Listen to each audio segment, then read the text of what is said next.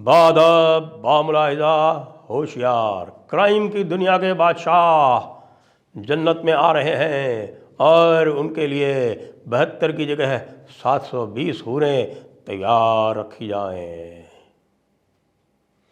मैं हूं संजय दीक्षित और आप देख रहे हैं दी जयपुर डायलॉग्स। हमारी चैनल को सब्सक्राइब करें, बेल आइकॉन दबावें, वीडियो लाइक करें, शेयर करें और हमारे आपड़ा मर्चेंडाइज स्टोर को भी विज़िट करें।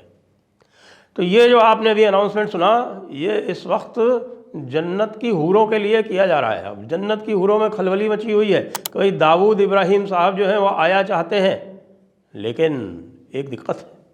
और दिक्कत यह है कि भाई जन्नत में अनाउंसमेंट तो हो गया, लेकिन जो भी जन्नत का जो भी हाउसकीपर है उसने कहीं गलती तो नहीं कर दी, क्योंकि हो सकता है कि भाई साहब जन्नत में आई नहीं और जहन्नुम में जाना पड़े उनको, क्योंकि उन्होंने कुछ और भी ऐसे दीगर काम किए हुए हैं ना।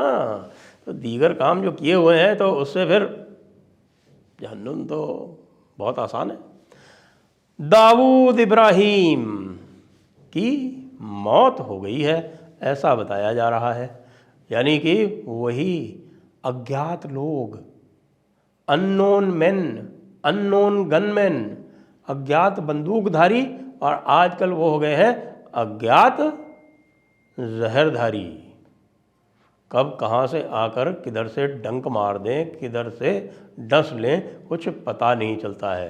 पहले तो उन्होंने साजिद मीर को डसा, और साजिद मीर जो है आप जानते हो कि वह आपके पूरे के पूरे जो 26/11 का प्लानर था।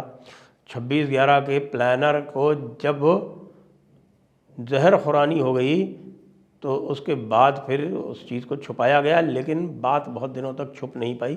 ये कहा कि हाँ भाई वो कुछ हो गई है, कोई पॉइजनिंग हो गई है, शायद फूड पॉइजनिंग हो, उसको अस्पताल ले जाया गया है, लेकिन बाद में खबर आई कि वो हुजूर चल बसे, वो भी गए जहन्नुम में।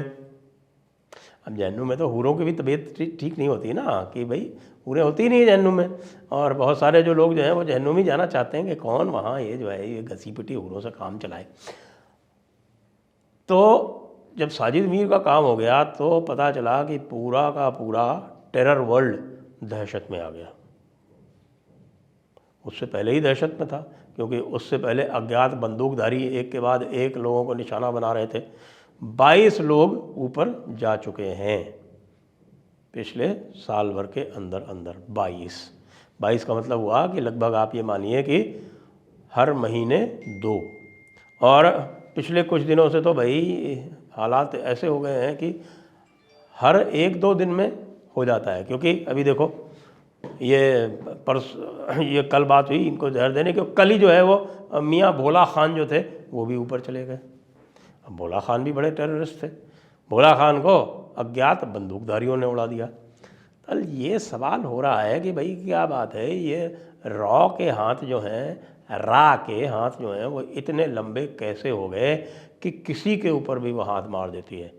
दाऊद के लिए कहा जाता है कि भाई दाऊद को तो बिल्कुल नज़रबंद के नाम पर ऐसे ठिकाने पर रखा गया था और इतनी चौकसी में रखा गया था, इतनी ज़बरदस्त सुरक्षा थी उसकी कि लोग कहते थे कि वहाँ तो चिड़िया भी पर नहीं मार सकती है। लेकिन जहाँ न जाए चिड़िया वहाँ जाए हमारे अज्ञात वीर।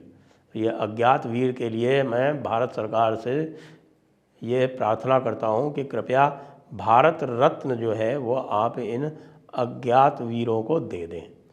नाम रखें उसका अज्ञात वीर। आप जानते हैं ना कि अज्ञात वीरों के लिए बहुत सारे मेमोरियल बनते हैं। ये पूरा का पूरा जो आपका है इंडिया गेट बना हुआ है दिल्ली में, ये इंडिया गेट भी अननोन सोल्जर के लिए ही है, आपको भी पता है। तो इन अज्ञात वीरों को कृपया भारत रत्न दिया जाए, ऐसा मैं चाहता हूँ, ऐसी मेरी इच्छा है और ऐसी मेरी सिफारिश है भारत सरकार को। दाऊद इब्राहिम के हम याद करें तो उसने कितना बड़ा साम्राज्य जो था अपराध का, इतना बड़ा जुरायम पेशा जुर्म का इतना बड़ा साम्राज्य उसने फैला रखा था, जैसा कि भारतवर्ष के इतिहास में पहले भी कभी नहीं हुआ। वैसे तो सबसे बड़े जो जुरायम पेशा थे वो जो ये आपके इस्लामी शासक थे ये हुआ करते थे।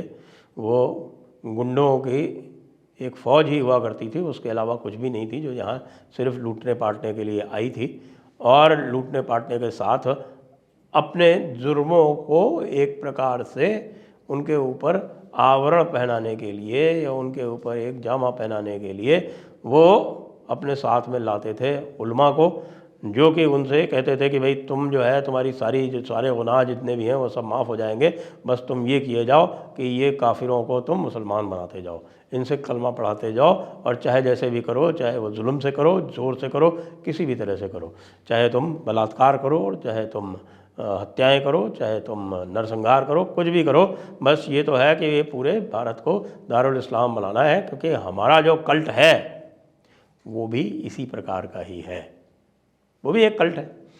तो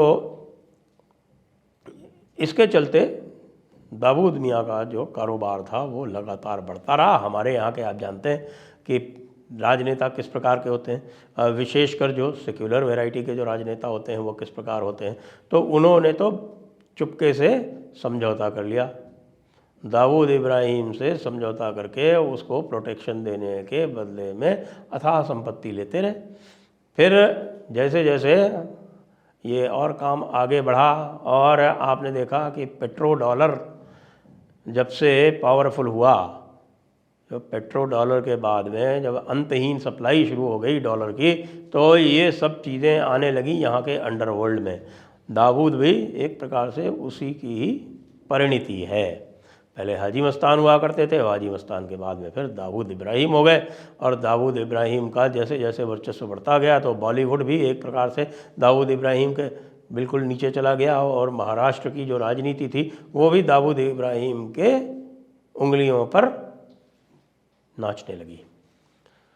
हमारे जो बड़े मराठा क्षत्रप हैं, जिनकी बड़ी बात होती है, जिनके लिए कहा जाता है कि साहब कि उनसे चतुर कोई राजनेता नहीं है, उनके और दाऊद इब्राहिम के जो संबंध हैं वो तो जग जाहिर हैं, सब जानते हैं। और सब जानते हैं कि किस प्रकार से जब हिंदुत्व का प्रवाह आया तो उस हिंदुत्व के प्रवाह के कारण ही ये दाऊद इब्राहिम की जो छत्र छाया थी और दाऊद इब्राहिम का जो एकाधिकार था मुंबई में और महाराष्ट्र में वो टूटा।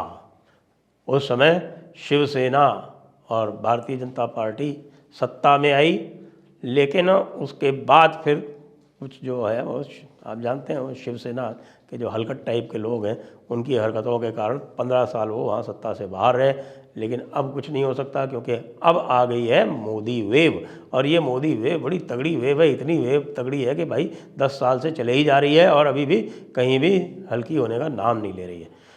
अब इस वेव में आगे कुछ आ गए हैं, कुछ इस प्रकार के औजार लग गए हैं कि वेव के सामने जो है वो कुछ कटर लग गए। वो कटर जो है वो इस दाऊद इब्राहिम जैसी जो झाड़ झंकाड़ है इनको सबको काट के फेंक देते हैं, और उनका ही नाम है अज्ञात वीर या अज्ञात बंदूकधारी या अज्ञात व्यक्ति, जैसा भी आप चाहें उसको कह लें। दाऊद शायद चला गया है, लगभग ये कंफर्म है, क्योंकि अब पाकिस्तान में भी इसकी चर्चा हो रही है। पाकिस्तान में भी लोगों ने ये वीडियो बना दिए हैं कि दाऊद साहब जो है वो रुखसत हो गए हैं, और दाऊद साहब रुखसत होने के बाद अब उनकी जो एम्पायर है, जो उनका साम्राज्य है, अपराध का साम्राज्य है, जो अभी भी भारत में काफ़ी मात्रा में है, उसका क्या होगा उसको हम आगे देखेंगे। और आगे आप पाएंगे कि ये जो पूरा का पूरा जो बॉलीवुड जो है ये दाऊद का एक प्रकार से एक्सटेंशन था। ये वैसे ही बुरी तरह से प्रताड़ित है, जो मैंने अभी आपको हिंट दिया कि ये जो अनलिमिटेड सप्लाई थी डॉलर्स की वो अब धीरे धीरे कम हो रही है। अब यूएस जो है वो भी इससे बाहर निकलना चाहता है, क्योंकि इस अंतहीन प्रिंटिंग का जो एक उनको जो सिला मिल रहा है वो एक अंतहीन इन्फ्लेशन मिल रहा है और अंतहीन डेट बर्डन मिल रहा है, जिसके कारण उनकी पूरी की पूरी इकोनॉमी अनसस्टेनेबल होती जा रही है। सोरोस जैसे ने भी कह दिया कि भैया ये अब प्रिंटिंग करना बंद करो, इसमें थोड़ा सा आप जो है वो चेंज लाओ, और कोई ज़रूरी नहीं है कि सिंगल रिज़र्व करेंसी आपकी हो, मल्टीपल रिज़र्व करेंसी होनी चाहिए। तो इस पूरे खेल को देखा जाए तो जोड़ के देखा जाए, जो पूरा रीसेट हो रहा है वर्ल्ड की इकोनॉमी में, उससे भी ये संबंधित है। उसके कारण भी दाऊद जैसों का खेल जो है वो ख़त्म होता जा रहा है। भारत के और आपके पेट्रो डॉलर वाले देशों के रिश्ते ऐसे होते जा रहे हैं कि अब पेट्रो डॉलर की आवश्यकता ही नहीं पड़ेगी। ओमान कह रहा है, कीनिया कह रहा है, और भी कई देश कह रहे हैं कि भाई हमारे पास रुपए हैं, हम रुपयों से ट्रेड करेंगे, हम क्यों ऐसे ट्रेड करेंगे।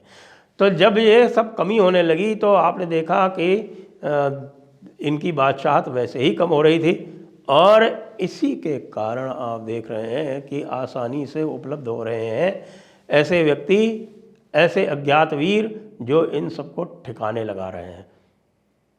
कुछ का तो ये कहना है कि भाई पाकिस्तान में इतनी भुखमरी है, पाकिस्तान में पैसे की इतनी कमी है, पाकिस्तान में साधनों की इतनी कमी है कि भाई कुछ करने की आवश्यकता ही नहीं। आप चाहो तो आईएसआई को ही ख़रीद सकते हो। आईएसआई के जो ऊपर वाले लोग हैं वो तो ठीक है, लेकिन जो नीचे वाले लोग हैं उनको तो बहुत परेशानी हो रही है भाई। अफ़गानिस्तान ने एक काम जो किया जिसके कारण सबसे ज़्यादा आईएसआई को दिक्कत हुई है, वो ये है कि उन्होंने अफ़ीम की खेती नष्ट कर दी। अफ़ीम की खेती नष्ट होने से जो सबसे बड़ा साधन था पैसे का आईएसआई के पास, वो हो गया ख़त्म। तो इसलिए हमारे अज्ञात वीरों ने आईएसआई को ही ख़रीद लिया दिखता है। अब दाऊद को कैसे मारा, किसने मारा, इसके डिटेल्स हमारे पास बहुत शीघ्र आने वाले हैं और हम इस पर लगातार आपको अपडेट करते रहेंगे।